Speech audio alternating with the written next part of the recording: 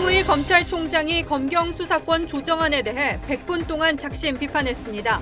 민주당은 문 총장에게 국회 의견을 존중하라며 불편한 심기를 드러냈습니다. 법원이 이재명 경기도지사의 친형 강제 입원, 검사 사칭 등 4개 혐의에 대해 무죄를 선고했습니다. 어린이 축구클럽 승합차가 신호를 무시하고 교차로를 달리다 충돌 사고를 일으켰습니다. 이 사고로 초등학생 2명이 숨지는 안타까운 일이 벌어졌습니다. 서울을 포함한 전국 대부분 지역에서 낮 기온이 30도 안팎까지 오르면서 한여름 같은 더위를 보였습니다.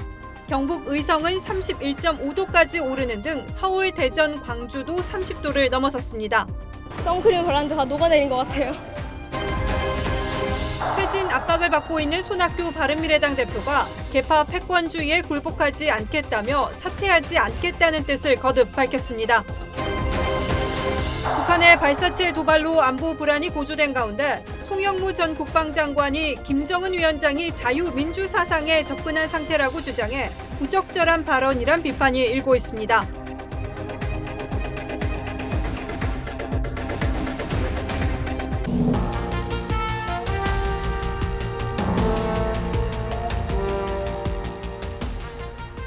여러분 안녕하십니까? 뉴스9의 신동욱입니다.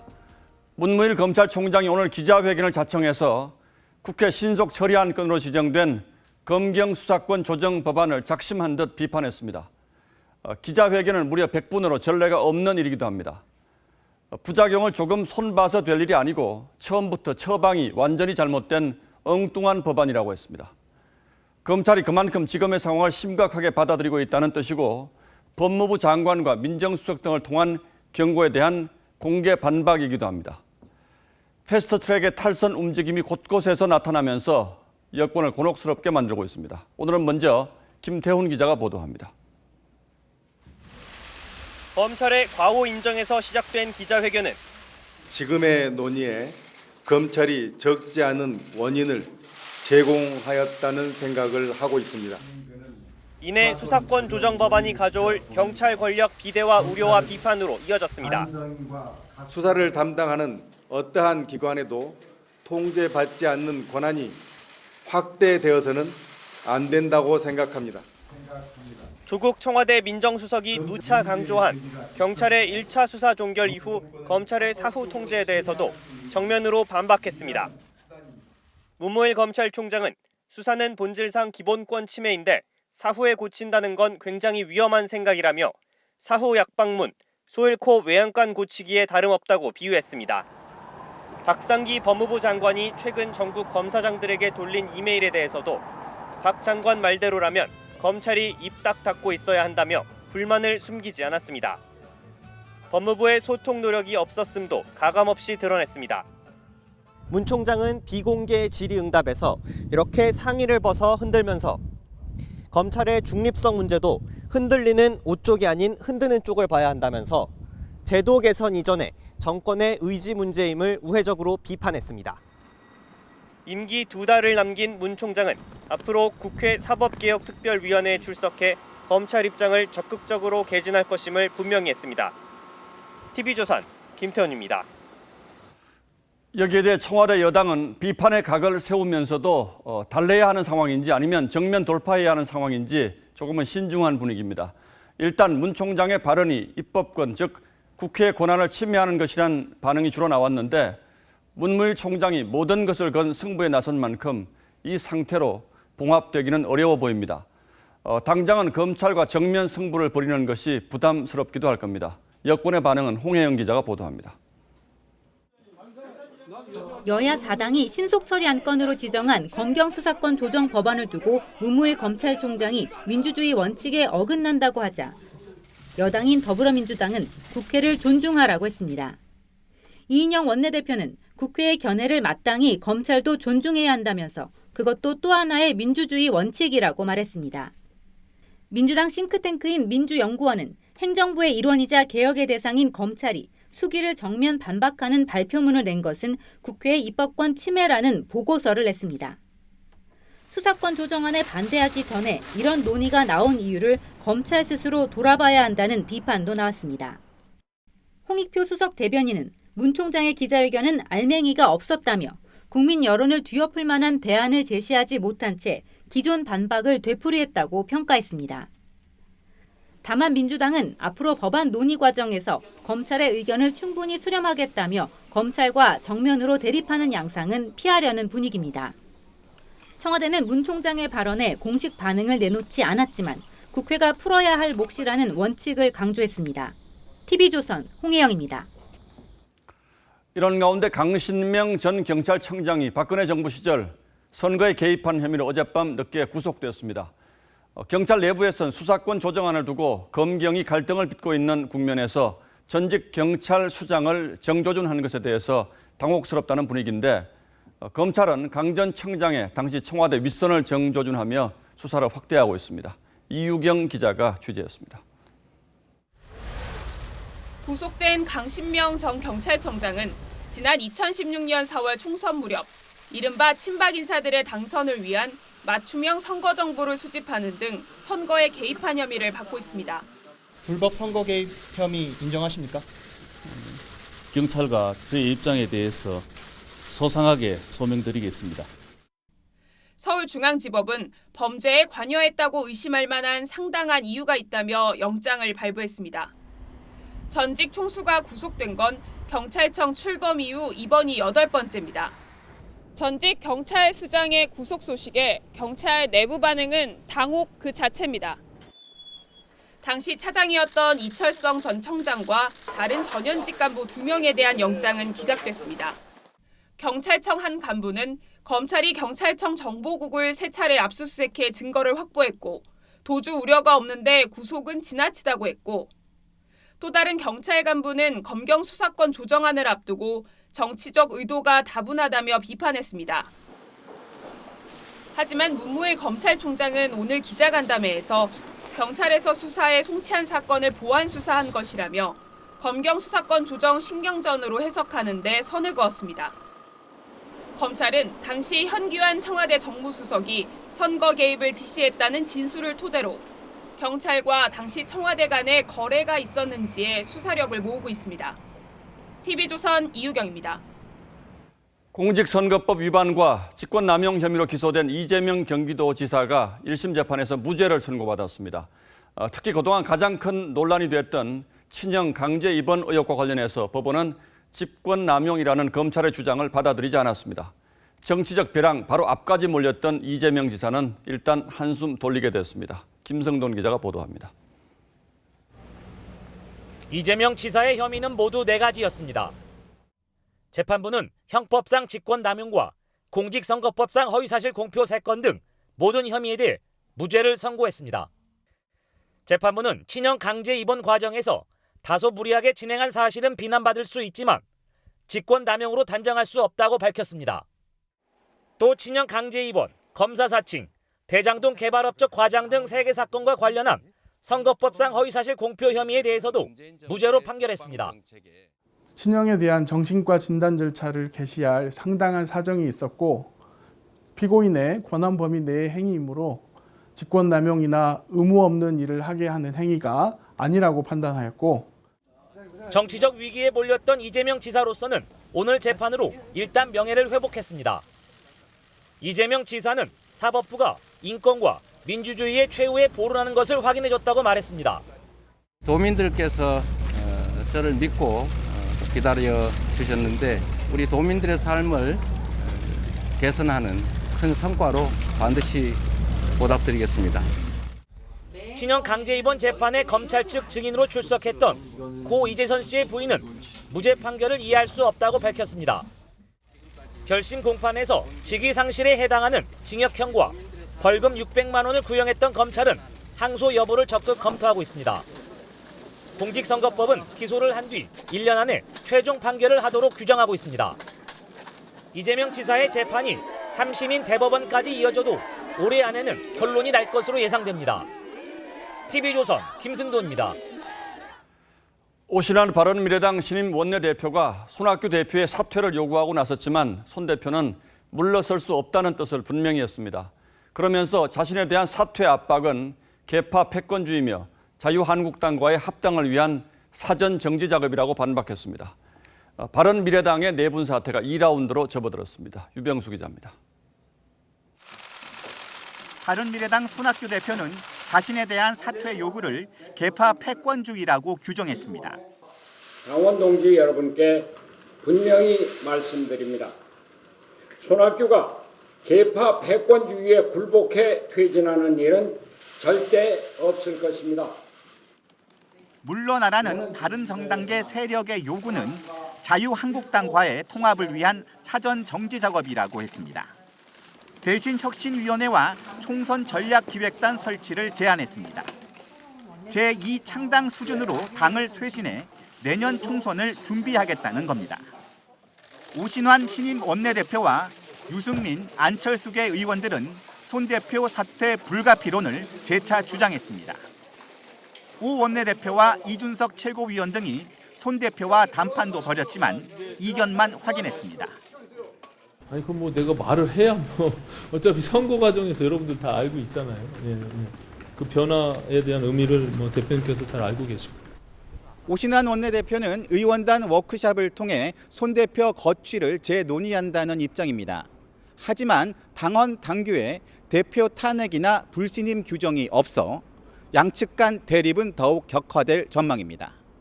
TV조선 유병수입니다. 정의당 이정미 대표가 어제 자유한국당 황교안 대표를 향해 사이코패스 수준이라고 비난하자 오늘은 자유한국당 김현아 의원이 경제가 좋아지고 있다는 문재인 대통령의 발언을 언급하며 한센병에 빗댔습니다. 대통령과 야당 대표까지 가리지 않는 정치권의 막말 경쟁이 도를 넘고 있습니다. 보도에 김미선 기자입니다. 이건 뭐 거의 저는 사이코패스 수준이라고 봅니다. 표창원 더불어민주당 의원이 이정미 정의당 대표가 황교안 자유한국당 대표에게 한 사이코패스 발언을 학술 용어라고 두둔하자 근데 사이코패스는 학술 용어이고 언론에서도 사용하고 대중적인 용어입니다. 자유한국당 김연아 의원은 경제가 좋아지고 있다는 문재인 대통령 발언을 언급하며 만약 고통을 느끼지 못한다면 한센병이라고 했습니다. 자신의 상처에 대해서 고통을 못 느끼는 병도 있습니다. 그건 뭡니까? 한센병이죠. 김 의원은 대통령을 한센병이라고 빗댄 적이 없으며 고통을 느끼지 못하는 병이 뭐냐 묻기에 답했을 뿐이라고 해명했습니다. 품격을 지켜야 된다고 생각합니다. 그래서 저도 이 자리에서 한센병이나 사이코패스라는 말을 직접적으로 대입해서 쓰지는 않겠습니다. 여야 사당은 대통령을 한센병 환자에 빗대고 환우를 모욕했다며 비판했습니다. 한센인 비하와 대통령 모욕에까지 나아간 김연아 의원은 진지하게 신상의 진로에 대해 고민하고 국회 파행 국면에 막말만 되풀이되고 있습니다. TV조선 김미선입니다. 요즘 여러 정치 현안에 대한 여론조사 결과가 자주 나오는데 그 결과를 볼 때마다 고개를 갸웃하게 될 때가 있습니다. 물론 개인의 정치적 성향에 따라 해석을 하기 때문에 그럴 수도 있습니다만 객관적으로 보더라도 납득하기 어려운 결과들이 속출하고 있습니다. 강동원 기자와 함께 왜 그런지 따져보도록 하겠습니다. 자, 강 기자, 가장 최근에는 정당 지지도에 대한 조사 결과 이게 논란이 되고 있죠. 어떤 내용입니까? 일단 오늘 발표된 거는 주중 집계입니다. 이 조사를 월요일부터 3일 동안만 한 거고요. 지난 한 주 지지율과 비교를 해보면 오차 범위 내로 좁혀졌던 이 더불어민주당과 이 자유한국당의 지지가 두 자릿수로 벌어짐을 알 수가 있습니다. 자, 민주당은 지난 주간 집계보다 4.6%포인트 오른 43.3%, 그리고 한국당은 4.1%포인트 내린 이 30.2%로 나타나면서 이 양 정당의 격차는 13.1%포인트가 났습니다. 예, 그러니까 이번 주는 사흘만 조사를 한 거니까 이번 주 금요일까지의 주간 결과를 다 보는 게 더 정확하긴 하겠군요. 맞습니다. 자, 그런데 자유한국당이 여당 대표의 말 한마디에 여론조사 결과가 뒤집혔다 이렇게 주장하고 있는데 이건 무슨 얘기입니까? 그러니까 지난주 정당 지지도 결과에 대한 이해찬 민주당 대표의 발언이 좀 문제가 됐었습니다. 직접 한번 들어보시겠습니다. 그 한나라당이 약간 상승한 건 사실이지만 그렇게 뭐 근접하거나 그런 건 전혀 사실이 아닙니다.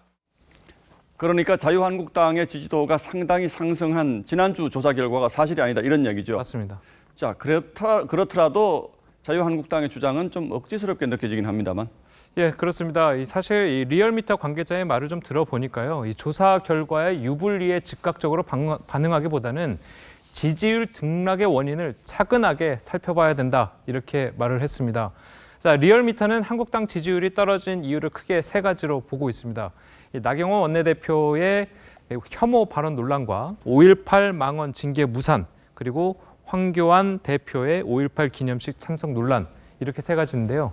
자, 한국당은 거리에서 만나는 민심과 동떨어진 결과라면서 받아들일 수 없다는 입장입니다. 자, 그런데 사실 같은 내용을 묻더라도 질문 내용을 어떻게 하느냐에 따라서 결과가 크게 달라질 수도 있고, 예. 이제 일반 국민들은 이런 사실을 잘 모르고 있지 않습니까? 예, 맞습니다. 가장 대표적인 것이 이제 지난달에 실시했었던 이미선 헌법재판관 후보자 자격에 대한 2차례 여론조사였는데요. 1, 2차 결과가 상당히 다르게 나왔습니다. 예, 많이 달랐죠. 예, 1차에서는 부적격인 응답이 54.6%, 그리고 적격 응답이 28.8%로 나왔는데 2차 조사에서는 임명 찬성 응답이 43.3%, 임명 반대 응답이 44.2%로 나왔습니다. 결과가 이렇게 뒤집혀진 것은 바로 여론조사 질문의 차이였습니다. 1차 때는 이 후보자의 자격에 대해서 이야기를 물었다면 2차 때에서는 문재인 대통령이 임명이라는 말이 들어가 있었습니다. 그러니까 조사기관의 홈페이지를 보면 이 질문 내용이 공개되어 있습니까? 예, 전부 확인할 수가 있습니다. 예, 그러니까 뭐 결과가 현재 좀 이상하다 이런 생각이 들 때는 질문이 어떻게 구성되어 있는지를 좀 확인해 볼 필요가 있겠고, 예. 또 그걸 감안해서 해석할 필요도 있겠군요. 예, 강동훈 기자 잘 들었습니다.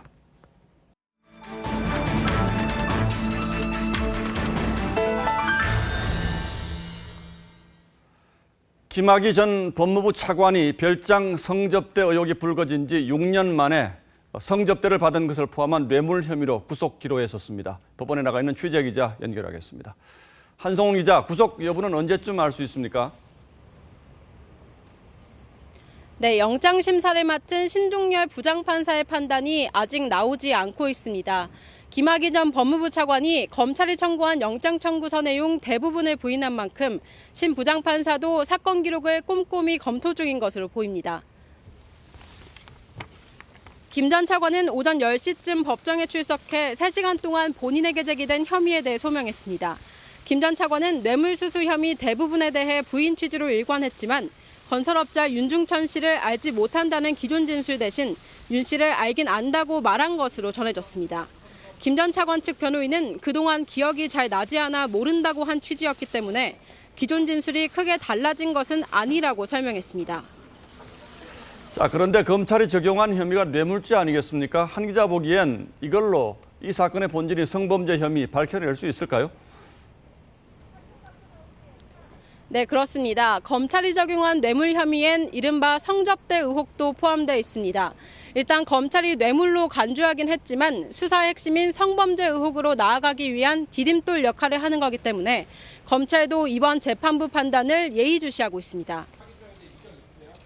김 전 차관이 건설업자 윤 씨와 또 다른 사업가로부터 받은 것으로 검찰이 파악한 뇌물 액수는 모두 1억 6천만 원 가량입니다. 하지만 김 전 차관은 이들로부터 뇌물을 수수한 사실도 없고 공소시효 등 법리적으로도 문제점이 있다는 취지로 항변한 것으로 전해집니다. 검찰은 김 전 차관의 신병 확보에 관계없이 성범죄 혐의 수사를 이어가겠다는 계획입니다. 하지만 발부 여부에 따라 수사 동력에도 영향이 불가피할 전망입니다. 지금까지 서울중앙지법에서 TV조선 한송원입니다. 삼성바이오로직스 분식 회계 의혹을 수사 중인 검찰이 삼성그룹의 컨트롤타워로 불리는 삼성전자 사업지원 TF를 전격 압수수색했습니다. 사업지원 태스크포스는 해체된 미래전략실의 기능을 사실상 대신하는 곳으로 알려진 데다 이재용 부회장의 최측근인 정현호 사장이 팀장을 맡고 있는 곳이어서 검찰 수사의 칼끝이 곧바로 삼성 최고위층을 향하고 있습니다. 보도에 조정린 기자입니다. 오늘 검찰의 압수수색은 윗선 개입 여부 확인에 초점이 맞춰졌습니다. 지난 7일 삼성 바이오로직스 인천 송도 공장 바닥을 뜯고 회사 공용 서버와 노트북 등을 숨겼다는 관계자 진술이 사실로 드러났기 때문입니다. 경기도 수원 본사와 서울 서초 사옥에 산재된 삼성전자 사업지원 TF 사무실과 인천 송도 삼성 바이오로직스 본사 대표 사무실 등이 압수수색 대상에 포함됐습니다. 이재용 삼성전자 부회장의 최측근이자 사업지원 TF 팀장인 정현호 사장과 김태한 삼바 대표 간의 오간 업무 연락을 들여다보기 위한 강제 수사에 착수한 겁니다. 검찰은 삼바 자회사인 삼성바이오에피스 임직원 2명과 삼바 보안 담당 직원에 이어 삼성전자 성호 상무와 백모 상무 등 임원 2명을 증거인멸 등 혐의로 구속했습니다. 삼성 측은 조직적인 증거인멸은 없었다고 주장했지만 검찰은 압수물 분석을 마치는 대로 정 사장 등의 소환 일정을 검토할 것임을 내비쳤습니다. 검찰은 정 사장이 휴대전화도 압수한 것으로 전해집니다. 삼바에서 시작된 수사가 옛 미전실 등 그룹 수뇌부로 향하고 있습니다. TV조선 조정린입니다. 이명박 전 대통령의 친형 이상득 전 새누리당 의원이 오늘 서울 동부구치소에 수감됐습니다. 대법원이 이 전 의원의 특정범죄 가중처벌법상 뇌물 혐의에 대해서 유죄를 인정한 원심을 받아들여 징역 1년 3개월을 확정한 데 따른 조치입니다. 이 전 의원은 포스코의 민원을 해결해주는 대가로 뇌물을 받은 혐의로 기소됐지만 고령을 이유로 불구속 상태에서 재판을 받아왔습니다. 네, 오늘 상당히 더우셨죠. 광주 지역 시민들의 옷차림은 재킷을 걸치지 않은 여름 옷차림이었습니다. 어제에 이어 오늘도 광주 지역에 폭염특보가 내려지면서 이젠 대프리카가 아니라 광프리카라는 말이 나오는데요. 오늘 전국적으로 올 들어 가장 더웠는데 경북 의성이 31.5도까지 올랐고 광주는 30.7도, 서울, 대전도 30도를 넘어섰습니다. 왜 이렇게 더운지, 언제까지 이렇게 더울 건지 이유진 기자입니다. 달력은 5월이지만 거리는 이미 한여름입니다. 민소매 옷차림에 손 선풍기까지 등장했습니다. 엄청 더운 것 같고 선크림 발랐는데 다 녹아내린 것 같아요. 남쪽에서 뜨거운 바람이 불어온 데다 하늘에 구름 한 점 없다 보니 때이른 폭염이 찾아온 겁니다. 외투를 혹시 몰라서 챙겨왔는데 필요가 없을 것 같아요. 너무 짐만 되는 것 같고. 오늘 전국 곳곳이 올 들어 가장 높은 기온을 기록했습니다. 오늘 서울 한낮의 기온은 30도까지 치솟았는데요. 평년보다 7도 이상 높은 온도였습니다. 경북 의성이 31.5도로 가장 높았고 광주에는 이틀째 폭염주의보가 내려졌습니다. 이번 더위는 내일 남부지방의 비 소식을 시작으로 차츰 누그러질 전망이지만 시민들은 이른 더위가 못내 불안합니다. 벌써부터 이렇게 더우면 여름에 되면은 더 더울 것 같아서 좀 이렇게 걱정되기도 하고. 예, 식당마다 이렇게 배달을 하고 있는데 지금 날씨가 너무 더워서 조금 힘들다고 봅니다. 보건당국은 오는 20일부터 온열질환 응급실 감시 체계를 가동하기로 하고 폭염 시 외출과 무리한 작업 등을 자제해 줄 것을 당부했습니다. TV조선 이유진입니다. 어린이를 위험에 내몬 안전불감증 사고가 또 벌어졌습니다. 인천에서 어린이 축구클럽 승합차가 신호를 무시하고 달리다 다른 차량과 충돌해 초등학생 2명이 숨졌습니다. 차량에는 동승 보호자가 탑승하지 않았는데 해당 축구클럽은 학원이 아닌 서비스업으로 되어 있어서 세리미법 적용 대상도 아닙니다. 강석 기자가 취재했습니다. 노란색 승합차가 인도 화단 위에 걸쳐 있습니다. 가운데 부분이 완전히 찌그러졌습니다. 어제 저녁 8시쯤 인천의 한 교차로에서 24살 김모 씨가 초등학생 5명을 태운 축구클럽 승합차를 몰다 충돌 사고를 냈습니다. 뒤에서 돌아서 사고가 난 거다라고 얘기하시더라고요. 이 사고로 8살 김모 군 등 초등학생 2명이 숨졌습니다.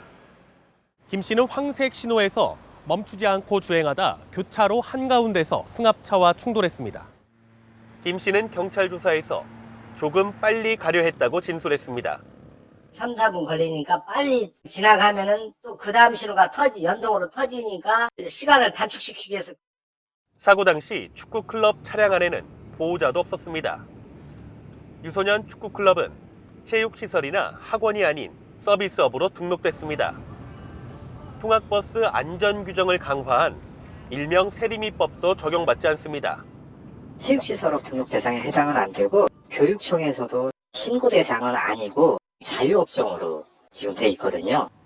경찰은 아이들의 안전벨트 착용 여부 등을 조사한 뒤 운전자 김 씨에 대해 구속영장을 신청할 계획입니다. TV조선 강석입니다. 유승현 전 김포시 의회 의장이 자신의 아내를 폭행해 숨지게 한 혐의로 경찰에 붙잡혔습니다. 숨진 아내는 온몸에 멍이 든 상태였습니다. 유 전 의장은 평소 폭력에는 정당성이 없다며 인권을 강조하기도 했는데요. 피의자이지만 공인인 점을 감안해 저희는 유 전 의장의 얼굴을 공개합니다. 신준명 기자입니다. 119 구급차가 주택가로 급히 달려갑니다. 구급대원들이 한 여성을 들것에 실어 구급차로 옮깁니다. 경찰관들도 속속 현장에 도착합니다. 이 환자를 실수 같아요. 너무 피투성이고 여기도 약간 멍이 풀어야 되고. 어제 낮 4시 57분쯤 유승현 전 김포시 의회 의장이 아내 53살 A씨가 의식이 없다며 119에 신고했습니다. A씨는 몸에 심한 멍이 든 채 침대에 누워 있었습니다. 방 안에는 곳곳에 혈흔이 있었습니다. 경찰은 유 씨를 현행범으로 체포했습니다. 유 씨는 경찰 조사에서 집에서 아내와 술을 마시고 말다툼을 하다 홧김에 둔기로 폭행했다고 진술했습니다. 유 씨는 지난 2012년부터 2014년까지 더불어민주당 소속으로 김포시 의회 의장을 지냈습니다. 지난 2017년부터는 김포복지재단 이사장을 맡고 있습니다. 유 씨는 그동안 복지와 인권 분야에 관심을 나타냈습니다. 자신의 SNS에 폭력의 정당성은 없다고 견해를 밝히기도 했습니다. 경찰은 오늘 상해치사 혐의로 유 씨에 대해 구속영장을 신청하고 살인으로 혐의를 변경하는 방안도 검토하고 있습니다. TV조선 신준명입니다. 어제 대구의 한 특급 호텔에서 불을 지른 50대 남성이 방화 뒤 누군가 나를 죽이려 한다며 횡설수설했는데 알고 보니 마약에 취한 상태였습니다. 게다가 이 남성은 지난 20여 년 동안 정신질환을 앓고 있었지만 입원 치료는 거부해온 것으로 드러났습니다. 정민진 기자가 취재했습니다. 호텔 입구가 시커멓게 그을렸습니다. 경찰과 소방 등 합동 감식반이 화재 현장을 조사합니다. 유리를 담았던 용기, 플라스틱 녹았는 그 잔해를 일부 아마 국과수에서 감정한다고 갖고 가는 걸로 알고 있습니다. 경찰 조사 결과 55살 A씨는 1분 만에 인화물질 8통 가운데 6통을 뿌리고 불을 질렀습니다. A씨는 범행 전 근처 주유소에서 인화물질 160리터를 산 것으로 확인됐습니다. A씨는 경찰 조사에서 누군가 나를 감시하고 죽이려 해 불을 질렀다고 진술했습니다. A씨에 대한 마약 간이 검사 결과 양성 반응이 나왔습니다. A씨는 사흘 전 마약을 투약했다고 털어놨습니다. 차 안에 보관하던 날카로운 농기구는 자해에 쓰려 했다고도 진술했습니다. 경찰 조사 결과 A씨는 지난 20년 동안 정신질환을 앓았습니다. 범행을 하게 된 계기는 정신병력에서 하게 됐지만은 당시는 마약 성분이 계속 있었기 때문에 환청환각 상태로. 경찰은 A씨가 올해만 7차례 병원 치료를 받았다고 밝혔습니다. 하지만 가족과 의사의 입원 권유는 거부한 것으로 알려졌습니다. 경찰은 구속영장을 신청했습니다. TV조선 정민진입니다. 네, 전 국민이 다 아는 범죄 보이스피싱. 왜 속냐 싶지만 매일 130명이 당하고 피해 액수가 10억 원에 달합니다. 매해 지속적으로 피해 인원과 액수가 늘어나자 정부가 오늘부터 보이스피싱 피해 예방 문자 메시지를 보내기 시작했습니다. 진화하고 있는 보이스피싱 범죄 장윤정 기자입니다. 의심하고 전화 끊고 확인하고 오늘부터 보내기 시작한 보이스피싱 방지 문자 메시지입니다. 세계통신사 가입자 5,300만 명 전원, 전 국민이 대상입니다. 수법이 상상을 초월하고 피해액도 5천억 원에 육박하고 있어서입니다.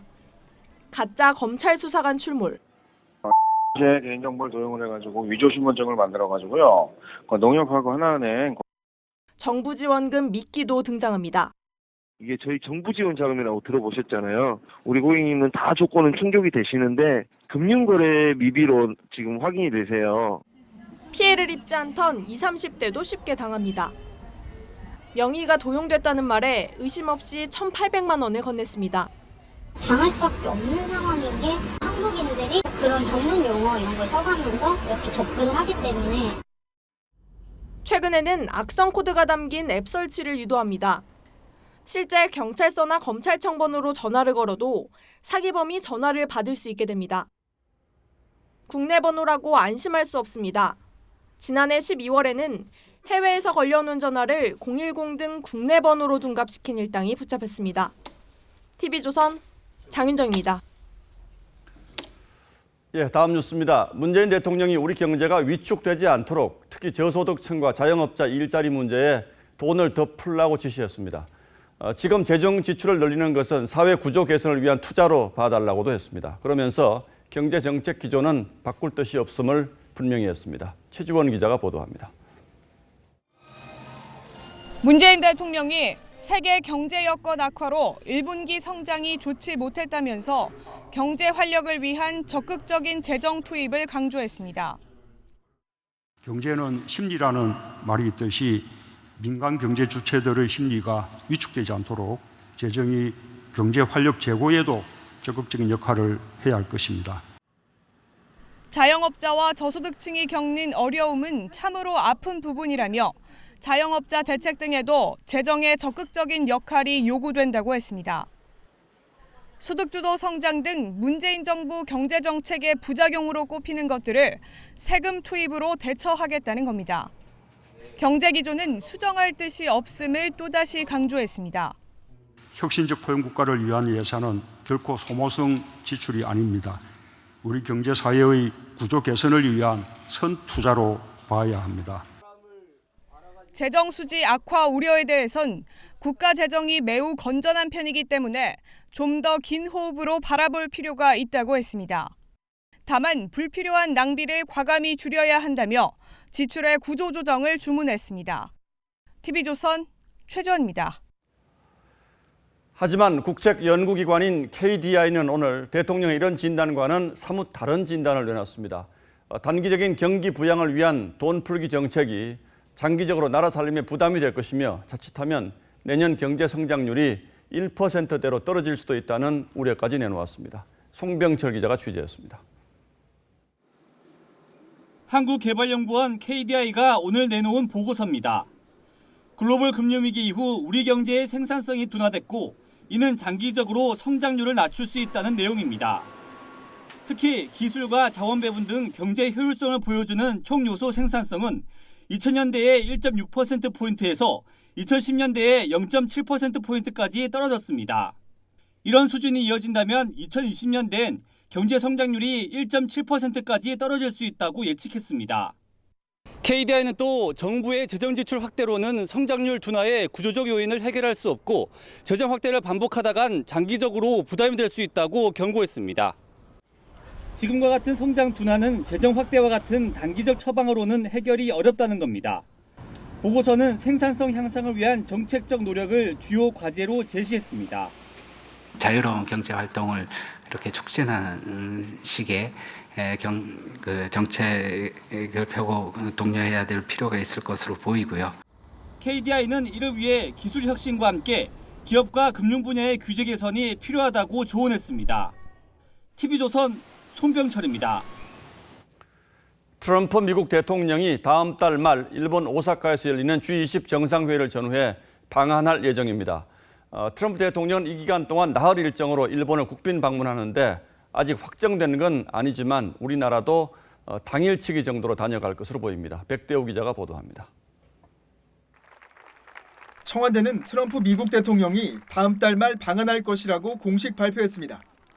트럼프 미 대통령은 6월 하순 개최되는 G20 정상회의 참석 계기에 방한할 예정이며 방한 형식과 기간, 존 볼턴 백악관 안보보좌관 등 정상회담 준비를 위한 실무급 인사의 방한 여부는 협의 중이라고 했습니다. 정치권에선 하루 일정에 실무 방문 형태가 될 것이란 관측이 나옵니다. 오는 25일부터 나흘 일정으로 국빈 방문하는 일본에 비해 한국을 홀대하는 것 아니냐는 말도 나옵니다. 일본의 한 언론 매체는 스모 관람, 골프 라운딩, 일왕 접견 등 트럼프 대통령의 일본 방문 일정을 공개했습니다. 하지만 한국에는 겨우 하루를 할애했습니다. 일본 아베 총리는 지난달 말 미국 방문 당시 멜라니아 여사 생일 축하를 위한 부부 동반 만찬과 함께 단독 골프 회동도 했습니다. 지난 4일 북한 도발 이후 트럼프 대통령은 사흘 만에 아베 총리와 통화를 한 반면 문재인 대통령과는 하루 늦게 통화했습니다. 한미는 다음 달 정상회담을 발표하면서 백악관은 최종적이고 완전히 검증된 북한의 비핵화를 언급한 반면 청와대는 한반도 비핵화라는 표현을 썼습니다. TV조선 백대호입니다. 송영무 전 국방부 장관이 북한 김정은 국무위원장에 대해서 평가하면서 자유민주 사상에 접근한 상태라고 말해 논란이 일고 있습니다. 핵무기만 빼면 북한군을 겁낼 필요도 없다고 했습니다. 박재훈 기자입니다. 작년 9월 퇴임한 이후 처음 공개 세미나의 모습을 드러낸 송영무 전 국방부 장관은 김정은 국무위원장이 자유민주 사상에 접근해 있다고 했습니다. 김일성과 김정은은 과거의 주체 사상에, 그다음에 김정은은 지금 자유민주 사상에 접근해 있는 상태라는 것을 제가 말씀드립니다. 우리 국민들과 군대가 전쟁에 대한 트라우마를 가지고 있다며 북한 군대를 겁낼 필요가 없다고 했습니다. 군사력도 현재 핵이나 화성용 무기를 뺀다면 북한은 범례할 수 있는 군대가 아닙니다. 대한민국 수호 예비역 장성단은 송 전 장관의 사과를 촉구했습니다. 공적인 흑성에서 전 장관으로서 연설을 한다든가 이러한 것은 자제하고 국민에게 석고대죄하고 참여해야 된다고 생각합니다. 무소속 이현주 의원도 신임 백두칭송위원장의 취임이라도 한 것이냐며 송 전 장관을 비판했습니다. TV조선 박재훈입니다. 트럼프 미국 대통령이 국가 비상사태를 선포하고 국가 안보에 위협이 되는 기업이 제조한 통신 장비를 사용하지 못하도록 했습니다. 사실상 중국 통신 장비 업체 화웨이를 겨냥한 건데요. 중국은 끝까지 맞서겠다는 뉴스까지 내보내며 반발하고 있어 두 나라 간 긴장이 고조되는 양상입니다. 김지수 기자입니다. 백악관은 트럼프 대통령이 미국의 정보통신 기술과 서비스에 대한 위협에 대응해 국가 비상사태를 선포했다고 밝혔습니다. 외국의 적으로부터 미국을 보호하기 위한 일이라고 설명했습니다. 미국 기업이 화웨이와 거래하는 걸 금지하는 조치라고 워싱턴 포스트는 분석했습니다. 美方滥用国家力量，不择手段地蓄意抹黑和打压特定的中国企业。 실제로 미 상무부는 화웨이와 70개 계열사를 거래 제한 기업 명단에 올린다고 발표했습니다. 명단에 오른 기업들은 미국 정부의 허가 없이 미국 기업과 거래할 수 없습니다. 화웨이는 권익을 침해하는 조치라면서 소송도 불사하겠다고 경고했습니다. 시진핑 주석도 미국을 비판했습니다. 认为自己的人种和文明高人一等。 执意改造甚至取代其他文明，在认识上是愚蠢的。 중국 관영 CCTV에선 끝까지 맞서 싸우자는 논평까지 나왔습니다. 미중 무역 협상이 난항을 겪으면서 양국의 긴장이 최고조에 달했다는 관측이 나오고 있습니다. TV조선 김지수입니다. 네, 1년 앞으로 다가온 도쿄올림픽의 최종 모의고사인 태권도 세계선수권이 지금 영국에서 열리고 있습니다. 이번 대회에서는 4D 카메라를 이용한 첨단 비디오 판독이 처음 도입이 됐는데 그러니까는 사각지대 없이 아주 공정한 판정이 내려지게 되는 겁니다. 영국 맨체스터에서 이다솜 기자가 전합니다. 상대 머리를 노리는 태권도 차세대 스타 장준의 시원한 발차기 공격. 게임이나 영화 속 장면이 아닙니다. 이번 세계 태권도 선수권에서 비디오 판독을 위해 활용되고 있는 실제 화면입니다.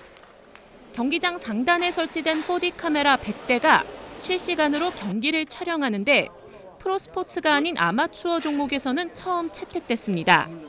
4D 카메라는 사각 없이 모든 각도에서 촬영된 영상을 실시간으로 제공해 불과 5초 안에 비디오 판독을 가능케 합니다. 360도로 카메라가 다 둘러서서 나오기 때문에 일단 사각지대가 없어서 공정한 정확한 판정을 하는 것이. 4D 카메라는 현장을 찾은 관중들에게 태권도의 박진감 넘치는 경기 장면을 제공합니다. 우리 프로야구와 미국 프로농구, 프로골프에서 나봤던 화려한 영상을 태권도의 역동감 넘치는 기술과 접목했습니다.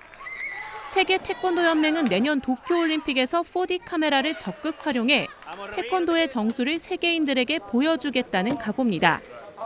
7년 전 런던 올림픽에서 전자호구를 도입해 공정성을 높인 국기 태권도가 이 4D 카메라 도입으로 재미와 공정성을 발전시켜가고 있습니다. 영국 맨체스터에서 TV조선 이다솜입니다.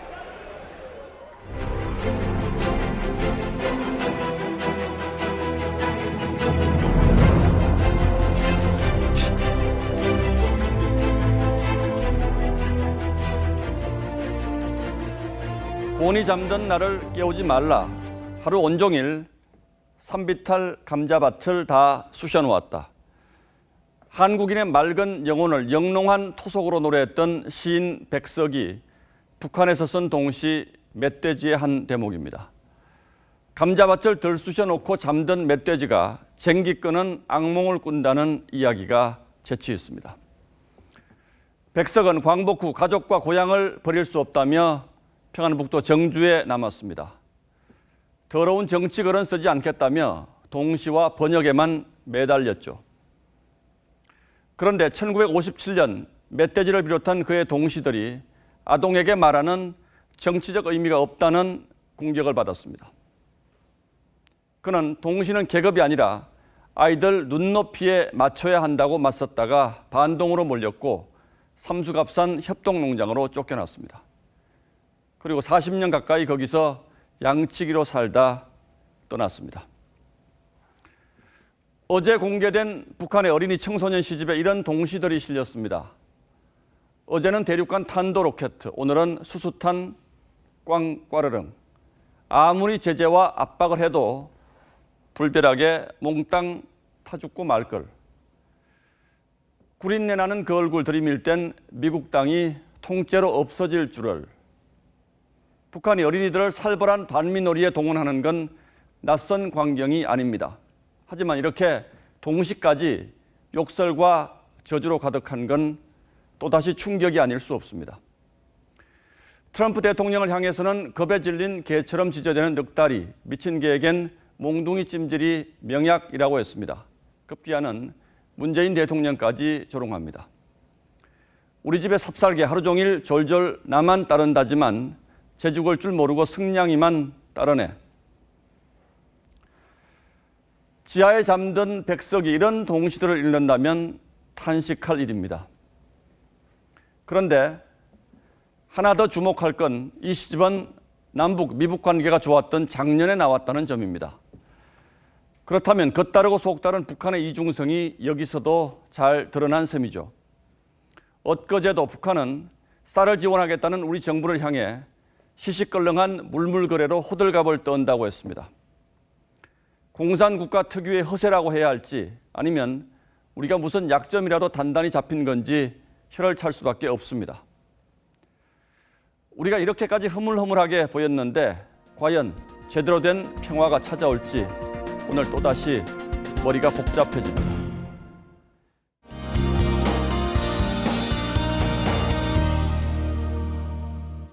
오늘 전국 곳곳이 올 들어 가장 높은 기온을 기록했습니다. 비공식 기록으로 안성, 영천, 광주가 32도를 넘어섰고요. 서울이 30도까지 올랐는데요. 내일도 오늘만큼 덥습니다. 낮에 더워도 밤에 또 금세 더위가 식어서 겉옷이 꼭 필요합니다. 체온 조절 신경 쓰시고요. 이때 이른 더위 남부는 모레 비가 오며 누그러지겠지만 중부는 다음 주 월요일에 기온이 내려갑니다. 내일 비 예보는 낮에 제주부터 시작돼 밤에 전남으로 확대되겠는데요. 토요일에는 남부와 제주에 비다운 비가 쏟아집니다. 특히 제주에 100mm 이상 내릴 가능성이 있는 만큼 주말에 제주 여행 가신다면 참고하셔야겠습니다. 내일 미세먼지 대체로 보통 수준 예상되지만 일부는 오전 한때 나쁨 단계까지 오를 수 있습니다. 내일 하늘은 맑겠고요. 중부, 경북 건조주의보가 이어지고 있습니다. 내일 아침 최저 기온은 서울, 청주 18도, 또 대구 17도, 전주 16도로 시작을 하겠고요. 내일 낮 최고 기온 광주, 대구 28도, 또 동해안은 크게 덥지 않겠습니다. 일요일 충청 남부에도 비가 조금 오겠고요. 다음 주 초에 비가 오면서 평년 기온을 되찾겠습니다. 날씨였습니다. 예, 목요일 뉴스9은 여기서 모두 마치겠습니다. 네, 시청해주신 여러분 고맙습니다.